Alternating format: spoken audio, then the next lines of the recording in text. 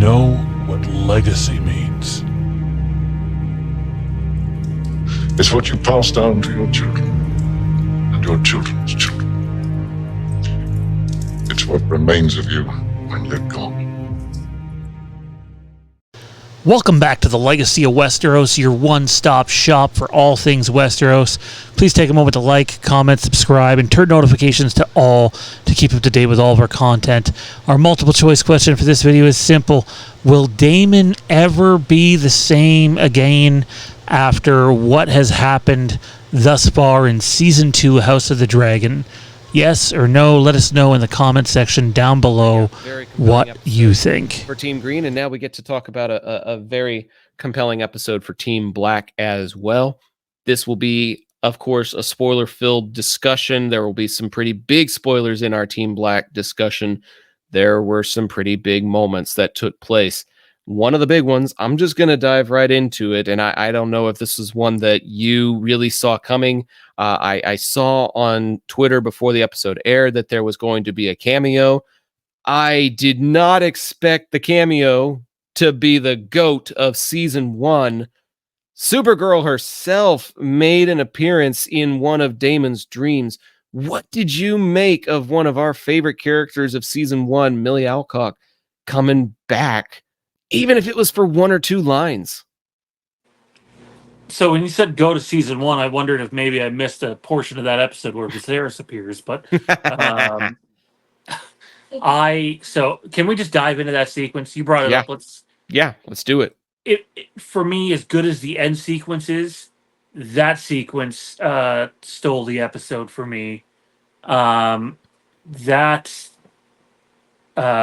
weird because this is before that moment, like the prelude to it.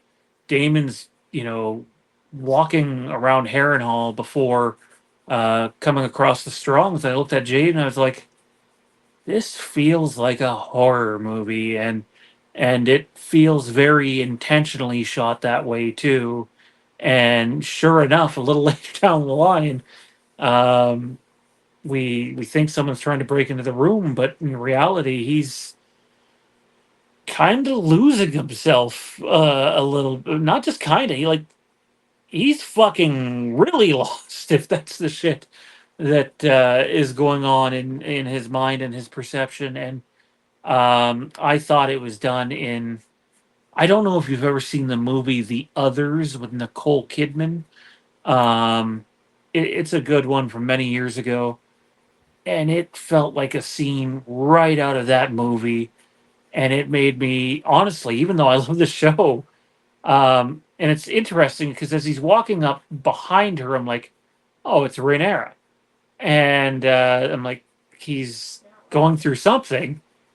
But when she turns and it's Millie Alcock, I was like, oh, and then she's sewing Jaehaerys's head back on.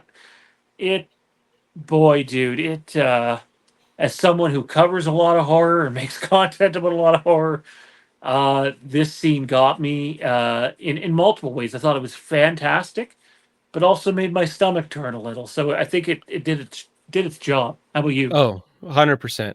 100% did what it was supposed to do, which was it was meant to creep out the audience a bit. It was meant to be surprise. It was meant to be shocking. It was meant to be jarring. It did all of those things.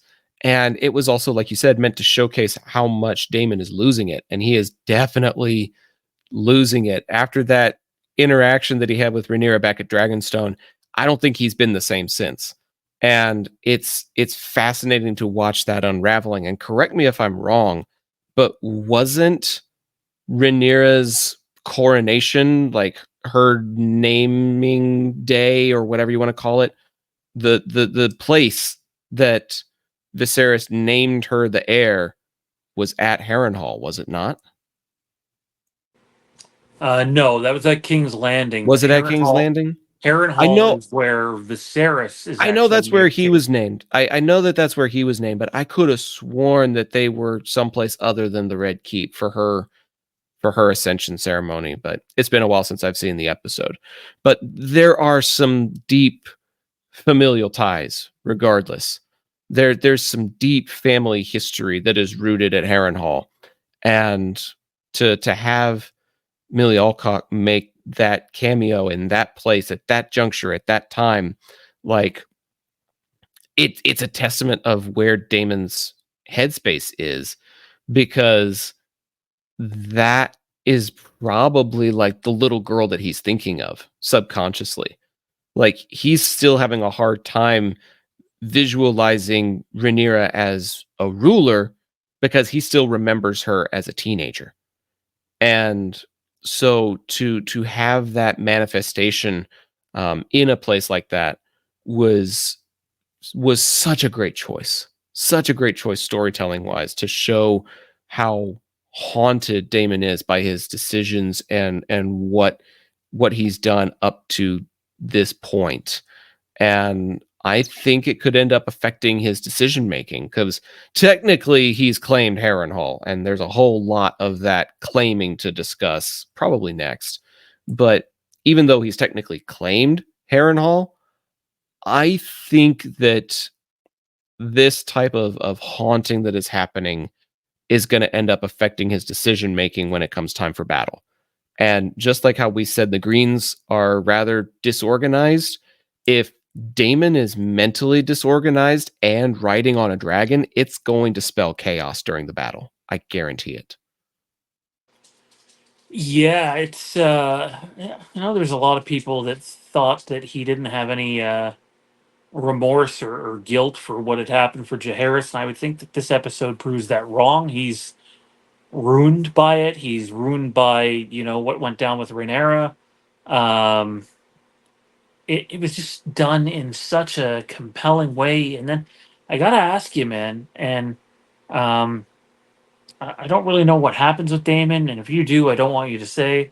Um, but do you think that the the woman there is right, and that he will die at Harrenhal, even if it's not during this visit, but during, if he comes back to Harrenhal at some point?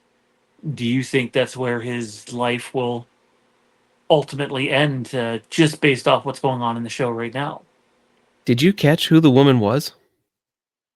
I didn't, but I was a little like, I believe can I I need to guess where watch you it might be again. going here? I need to watch it again, but I only saw it once because this is like initial reactions. We are watching this and then immediately recording. So like this is first impressions, one time viewing, but I am virtually certain that that was a black-haired Helena that made a prophecy in his vision saying you will die in this place.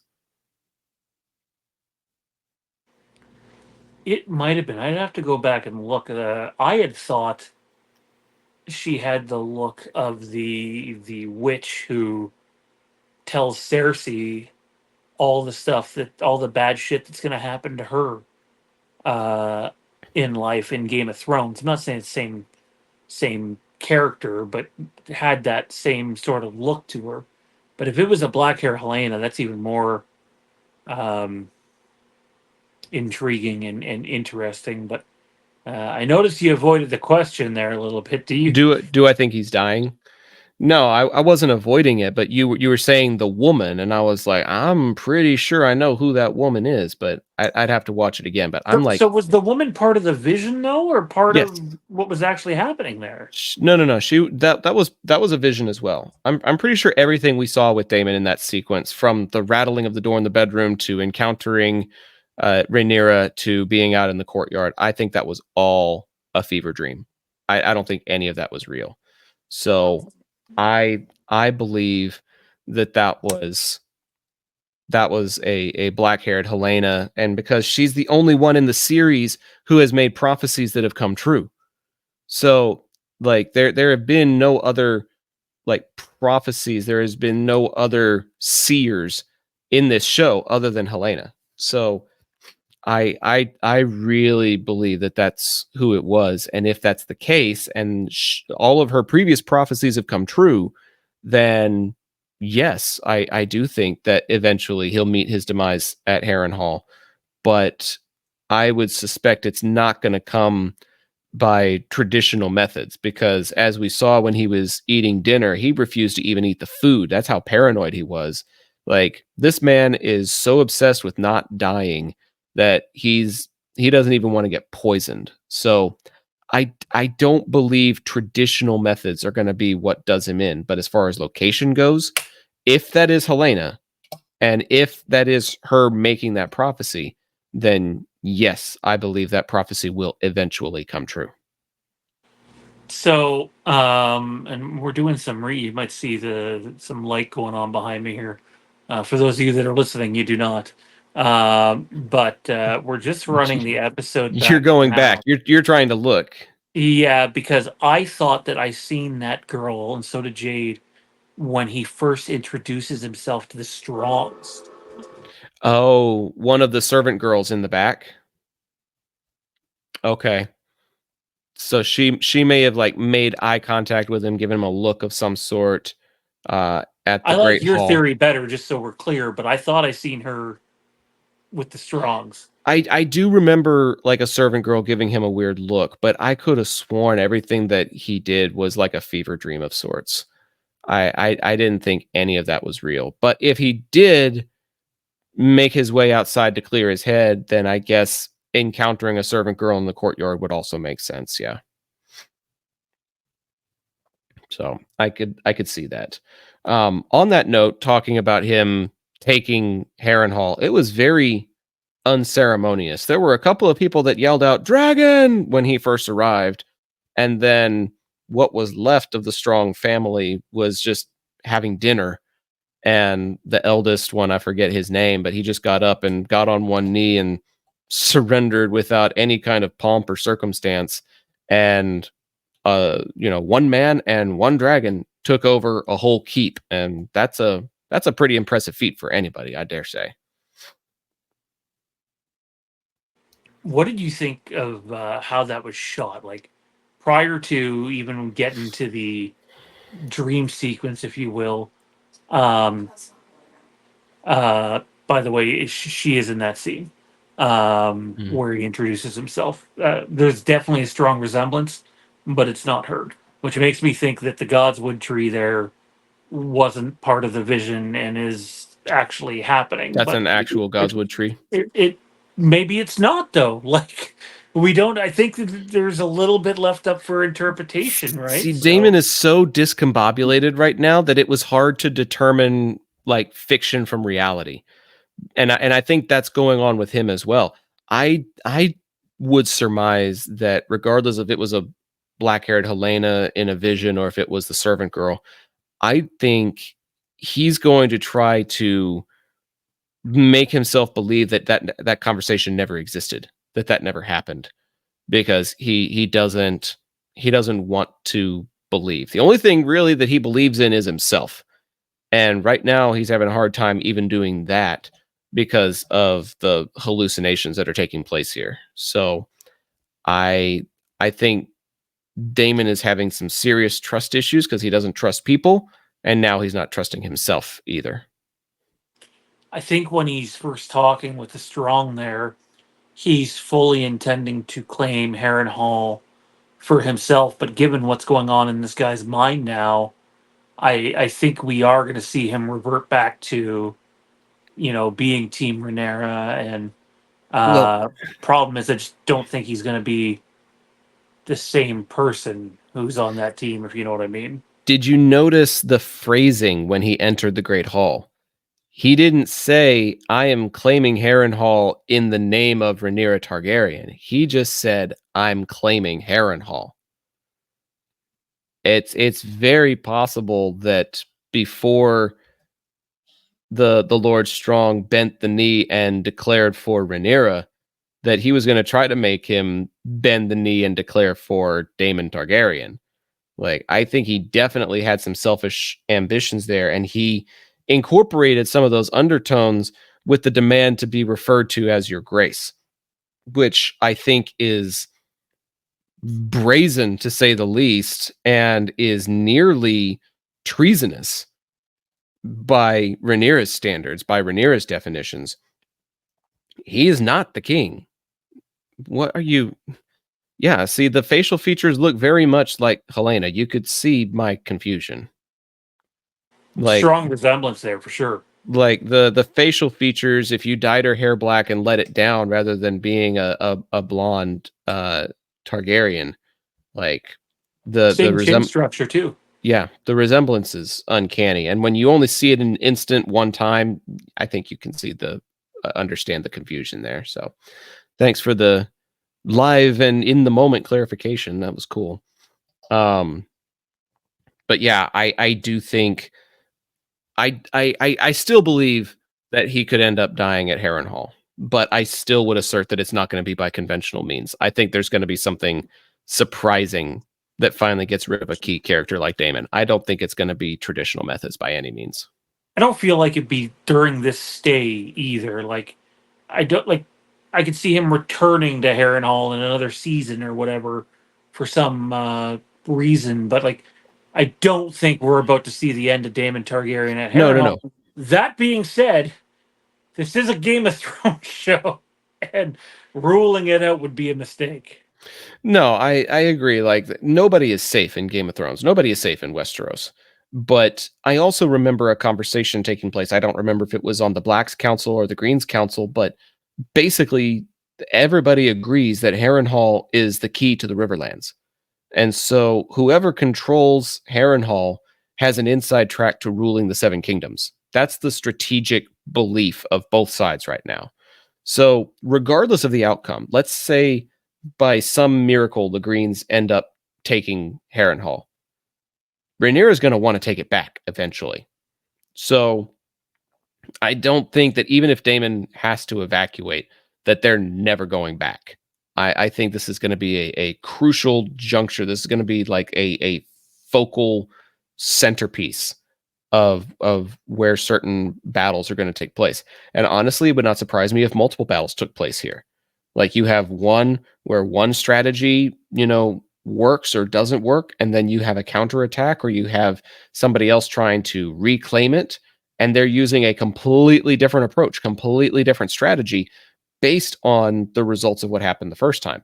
Again, speculation on episode 4, no guarantee for any of that. But I don't think Daemon is going to die in this exchange at Harrenhal, but I do think there will be multiple exchanges that take place here, and it could happen at one of those. Yeah, we'll have to wait and see. I know. I don't. Again, we already talked about the episode 4 preview on Team Green side a little bit, but on Team Black side, if you caught it, shows Daemon walking up to the Iron Throne, and I have to assume he's going to have another one of these visions, and I can't help but wonder if maybe we're gonna maybe we will sneak in a Viserys appearance. We'll have to wait and see. It'll be a vision, it'll be a fever dream, it'll be something, because right now he's not going to have any kind of access anywhere near that chair. So it'll be interesting to see if he's having these visions, if he's having these moments in the heat of battle and it's distracting him and decreasing his effectiveness. Because if that happens, then that would lead to the Blacks having to evacuate Harrenhal and Team Green getting it. So again, all speculation.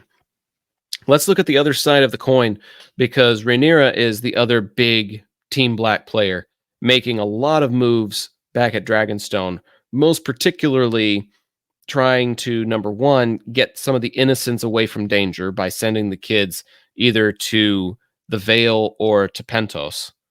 And then number two, still clinging to the hope that maybe she can avoid war by reaching out to somebody.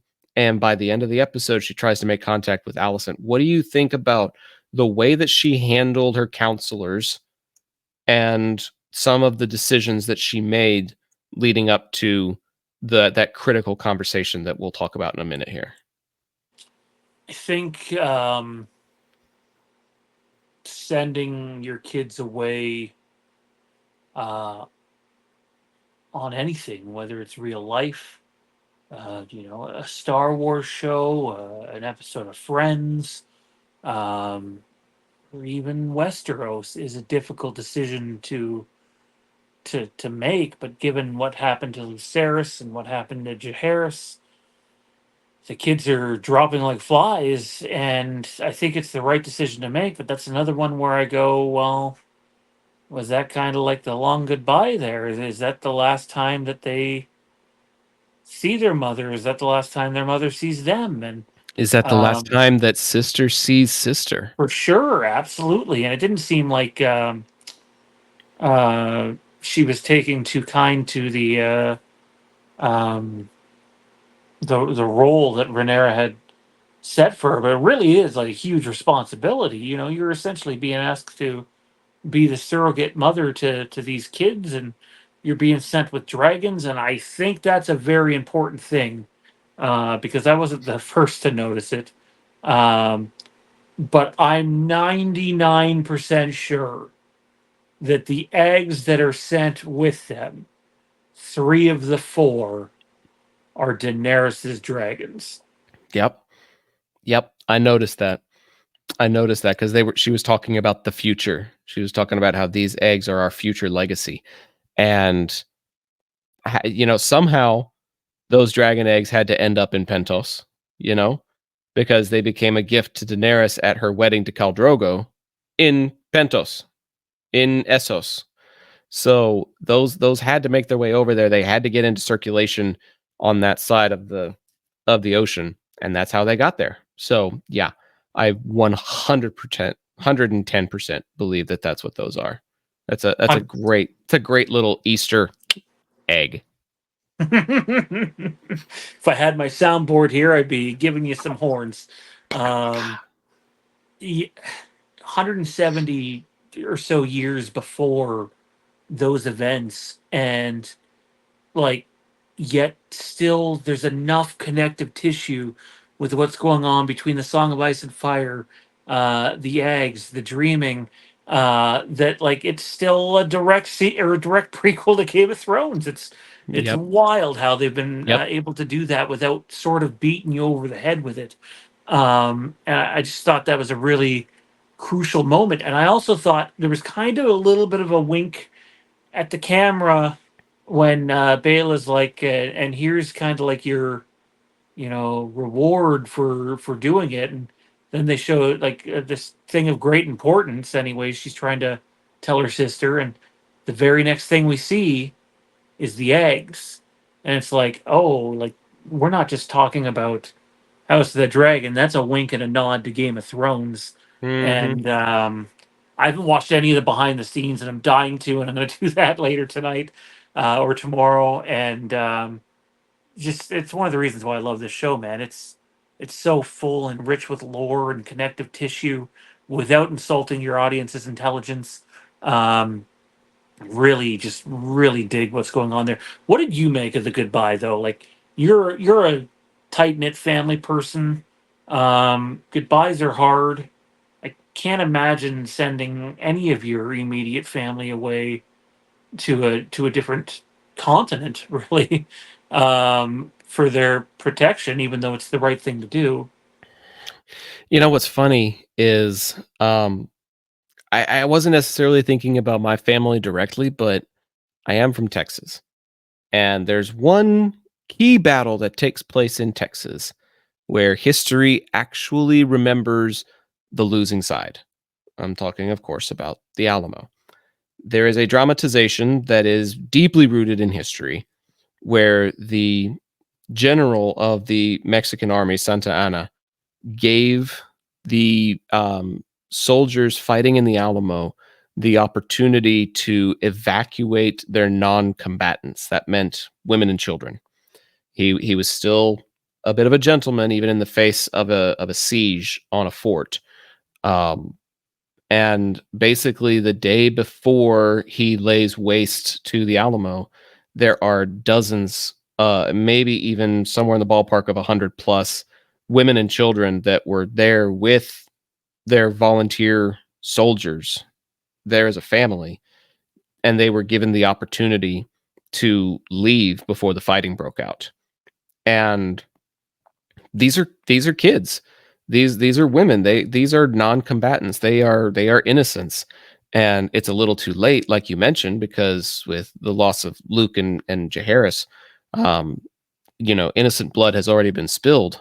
But I don't know why, but I ended up thinking about the Alamo and getting rid of your non-combatants before the real fighting broke out, before the onslaught, before more blood was shed. And I think it's the right move. It's a tough move, but to be queen, you have to make really tough decisions, and this was probably one of the toughest decisions that she's ever had to make, is saying goodbye to her physical legacy, such as her kids, but also like her claimant legacy, like the dragon eggs. Like she is letting loose a lot in order to maintain the essentials. And it's a tough call. And you're right, it would be a tough call for myself to make, saying, hey, family, y'all need to go to Mexico until the war's over. Like, hey, hey, brother, you need to go up to Canada until we sort this whole thing out. Like, I don't think I could do that. So it's tough for sure. I think having 3 kids. Um, I don't want to compare what I had to do when I was younger to that, but like I had a decision to make while going through a custody battle for my oldest guy, where for a moment in time the power was in my hands in terms of where he would go to school. And while there are definitely days where I regret the decision I made, the school system where I lived for most of the time, even knowing you before moving recently, compared to the school system where his mother was, night and day. One's far safer than the other. And I made the hard decision to allow him to go out there. And again, I regret that today to some extent, but in that moment, I still believe all these years later it was the right decision to make. And I think Rhaenyra is making the right decision. But every decision has consequences, and you can't help but wonder what these ones will be. Well, the right decision is also very rarely the easy one. So just because you're doing what needs to be done doesn't mean that it's what you want to do. Obviously, you would love to have a little more direct influence on what takes place with your own kids. So it takes a lot of trust to be able to say to Rhaena, I need you to be the parent that I can't be right now. Like, there's a lot of trust in that. There's a lot of desperation, I suppose. But I don't think Rhaena is really looking at the big picture, because you are doing something so astronomically huge for your queen that when the fighting is over, you will basically get whatever you want. Like, the queen is going to be so indebted to you that when and if she ends up on the throne, you're going to get basically any piece of land you want, and any keep, any army, any lands, whatever, it's yours because she owes you that much. So I know it's a sucky like sentence almost for a teenager, but let's say the war goes on for 4 years and you're 16. By the time you're 20 and come home, you come home to whatever the hell you want it to be. So she wasn't playing the long game, in my opinion, but that's just my 2 cents. Okay, there's 2 things I want to talk about before we finish this Team Black specific discussion. One of them, I don't even know really how much depth to go into with this, because I don't really know very much about this character, and I don't really know why he was brought in this particular juncture, other than the fact that there are more dragons than dragon riders right now. That's the best guess I've got, because we saw a sequence with a very angsty dragon earlier in the episode. I forget which one it was. Was it Sea smoke. sea foam? Sea smoke. Sea smoke. I was like, why sea foam? That sounds like a candle color. Sea smoke is very angsty, And so you have more dragons than available dragon riders right now. And out of extreme convenience, in the middle of Flea Bottom, in comes a new character named Ulf. ULF is what the closed caption said. Ulf. And he claims to be the half brother of both Viserys and Daemon, a bastard son, and the uncle of Rhaenyra. He's having discussions with a few very diverse people, but we don't see where those discussions lead. We don't really know what purpose he's going to serve just yet. But my best guess is if he really is partially Targaryen lineage, he's going to end up a dragon rider. He declared for Rhaenyra, so I'm guessing he'll be one of Rhaenyra's dragon riders, possibly on someone like Seasmoke. This is one of those things that the show does so well is I don't know if the guy's telling the truth or not. Like you think there's some validity to it, but then on the other side, it's like, oh, this guy could be full of shit for all we know, and I don't really know what way to fall with that. I still don't, man. I don't know. Like if he is, then he's got some traveling to do from point A to point B to all the way to JKLMNOP in order to get in position to do something like that. But then maybe not. Jon Snow hopped on one and figured it out pretty quickly. So if you're Targaryen, you're Targaryen, I guess, and the bond that they share with dragons. I'm curious to see where that goes. That's another one where he's kind of in with the small folk and the scenes that are going on there, and um, it's adding elements and nuance to the show away from what's happening with the bigger, more grander characters. So I hope they follow up on that. I hope that wasn't a one and done just to set the table for Aegon coming in.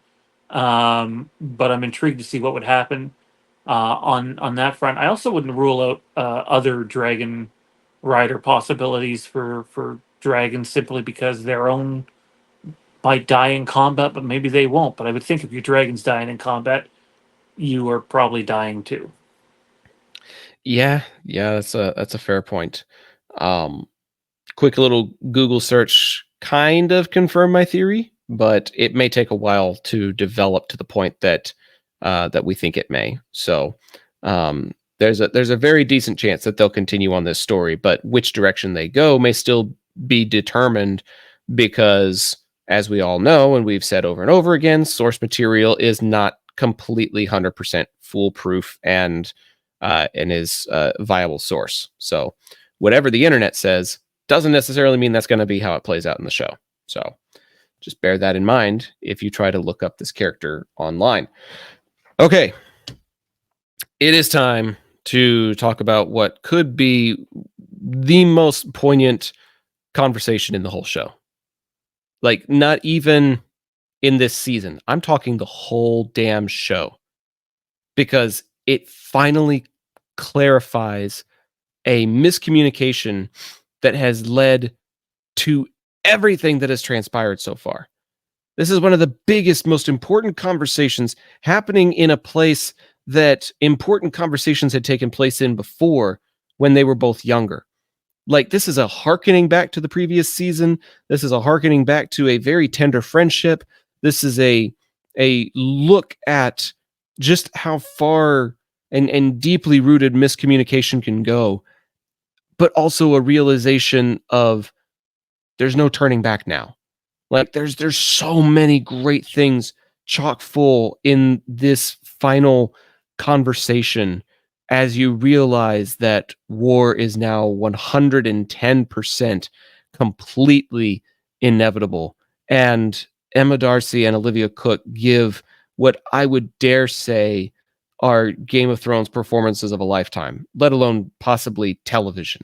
Like, this is just fantastic acting, writing, execution, cinematography, music playing in the background. This is a 10 out of 10 scene for me. I don't know how you feel. 11 out of 10. That's how I feel. I was sitting here and I said, there are very few shows, maybe no other show, that can take a scene driven by dialogue and have it come across as entertaining and as mesmerizing as one of the better lightsaber duels in Star Wars, or a big action sequence in another one of your favorite franchises, and yet all it is dialogue between two characters with lifelong history, and the way it's shot, shot selection, score selection, the performances by Emma Darcy and Olivia Cook, just out of this world good. It is, I still think for me the show stealer was the Daemon dream sequence, because of just how uneasy it made me feel, even as a horror fan. But if you're talking overall quality of a scene in this season, this was it. And this was it goes back to a conversation that Rhaenys has with uh, Rhaenyra earlier in the episode. Like, where does the war truly start? Is it when Lucerys dies? Is it when Jaehaerys dies? Is it when Lucerys took Aemon's eye? No, this was the signed, sealed, delivered. The war is happening, and there's no going back. And yet, even in the scene, man, I think Alicent realizes, oh no, I fucked up. Yeah. But she also realizes it doesn't matter. Right. Otto's gone, and Right. they're not going to listen to me, and war is coming. And there was a little bit of a little bit of Hamlet in there. If you've ever seen Sons of Anarchy, where the inevitable is coming for so long, it's based off of Hamlet, and this felt very much like that. Like, no matter how they feel for one another, no matter the mistakes they realize that have happened, there's a point of no return, and we've hit there. Yeah. Yeah, it is extremely Shakespearean in nature. These conversations, this whole exchange is just super super in depth. And that's what Shakespeare was always great at. Shakespeare didn't have action sequences. Like you think about some of the greatest works of our history. It wasn't because of a well choreographed fight scene. It was because of great dialogue. It was about exposition. It was about story. And that's what that scene there brings to the table. And it was tender for a little bit. Like, there was some jabbing, there was some back and forth, and some passive aggressive comments that were made. But eventually they get to a point where they talk about the end of Viserys's life, and it gets tender, and it gets soft spoken, and that friendship rekindles for a little bit there, as Alicent starts to quietly recount all that transpired, all the conversation that took place, and admitting that Rhaenyra's name was not mentioned, only Aegon's name. And this is where, and we've had this conversation before, why the fuck do you name your kids after your grandparents and stuff? Because it's just going to lead to more problems. It's just going to lead to more confusion. And that is exactly what happened. And the name Aegon did not mean Aegon, Alicent's son. It meant the conqueror. And you hear this disappointment and disdain in Alicent's voice when she repeats it and says, the conqueror. Like, she's like, of course, of fucking course, of course, my husband who loved history would have been talking about Aegon the Conqueror. Of course, that's what he meant. But then, like you said, she also realizes it doesn't matter. It doesn't matter, because the voice of reason is gone. The king is gone. Everybody that is at that council is war hungry. And that's all we're going to get now. Aemond is Aemond. Cole is already off to war. Like, everything is in motion. It's already taking place. I can't undo what's been done at this point. It's too late. Like, whether that's what he meant or not, Aegon is on the throne now. And this is what's happening. And this is what it's coming to. So you can either fight or you can surrender. But we can't just backpedal and take my son off of the throne and say, oh, it was a big mistake. My bad, y'all. Rhaenyra is actually the queen. Like, we can't do that at this point now. And so what we come to now is what is finally the beginning of the Dance of Dragons. This has all been a prelude. Season 1 was just laying foundation. Everything in season 2 now has been a prelude to war. From here on out, we are at war, people. There's no more negotiating. There's no more talking it down. There's no more skirmishes and dragons doing dive bombings over a forest. This is war. And that's what we're getting with episode 4 now because of the outcome of this conversation. It's beyond reconciliation. It's beyond negotiation. We are at war. Yeah, I think that's what everybody should take from the finale of this episode. It is the beginning of the Dance of Dragons. It is the beginning of war. And in typical Westerosi fashion, it's done in the most heartbreaking of ways where you're given hope, but then the hope is, quickly snatched away. And just, it's such a captivating scene and heartbreaking. Like, it really is. Like, and one of my favorite parts of it, though, not just this scene, but this season in general, is everyone last season thought Viserys was basically a shitty king. And he wasn't the best king. He could have done some things differently to, avoid some of the inner conflict. But now they're all realizing, you know what? Maybe this guy had the right idea. And it's too late, though. It's too late. And, bodies are going to fall, heads are going to roll. And the Dance of Dragons is here, man, for better or for worse. Don't get attached to characters now because we're about to lose more. Yeah, if we thought things were uncertain and unstable now, just wait. This mid-season 4th episode is probably gonna rock our worlds. I would venture to guess there will be 2 characters that fall. I'm not going to say one for each side. I'm not going to say 2 for Team Black, but I would venture that somebody that's been a regular this season, I wouldn't call them a main character, but some regular, we're going to have 2 of them that don't make it out of that episode alive. It's time for some bloodshed, and I think it's long overdue. I think we should have had a little bit more bloodshed than what we've had in these first few episodes. And I can see that that's why people would have that comment that nothing happened. It's not that nothing happened. It's that nobody died. So I think it's time for things to kick it up a notch. And I'm really excited at that prospect for the next episode.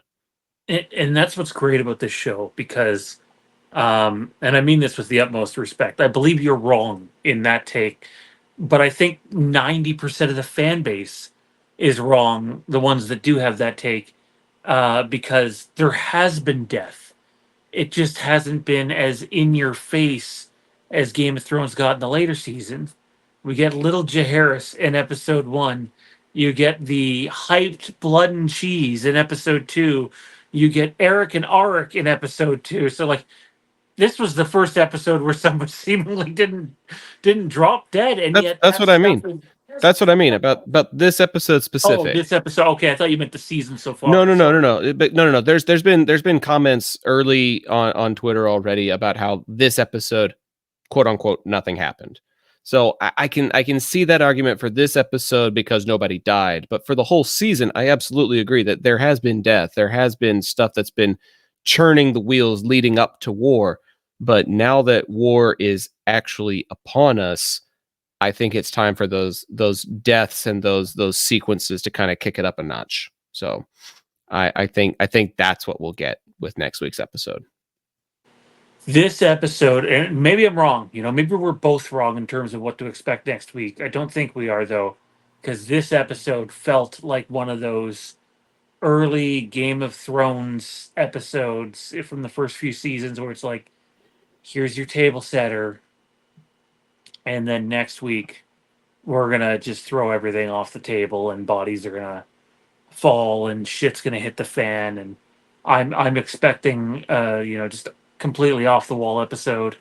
And it makes, like, you usually want to put those two style episodes together in any form of Mhm. show. You want a table setter, and then you want, everything goes to hell. This is, in my opinion, it's going to be the season 2, episode 8, Prince of Winterfell that preludes episode 9, Blackwater. Because like the Hang description, on. the description for it says like Stannis is just days away from King's Landing. Tyrion prepares for his arrival. Jon and Corran are taken prisoner by the wildlings. Like there's all of these things that happen. And then episode 9, Blackwater, is just boom when everything happens. I think this is that episode 8 that leads into episode 9, but it's happening much earlier in the season. Yeah, it makes you wonder if we're gonna get two of them. Are we getting three that leads into one, and then three that leads into another? Um, we'll have to wait and see how that plays out. But the only other comparable I can think of in early Game of Thrones would be the attack on the wall. We get definitely a build up episode before that, Mm-hmm. and then we get the Wildlings versus the Night's Watch. And Yep. if we get an episode anywhere close to either one of those, Blackwater or what's the Battle on the Wall episode called? It's slipping. Is that It's season four. 3? Season Season 4? 4. Season Yeah. 4 finale. I think It's it's just 4 times 9. I think 4 times 9. Watchers on the Wall. Watchers on the Wall. Yeah. So if we're getting Blackwater or Watchers on the Wall next week, strap yourselves in, because every episode's must see television, but we're talking movie level shit. Yeah, absolutely. For sure.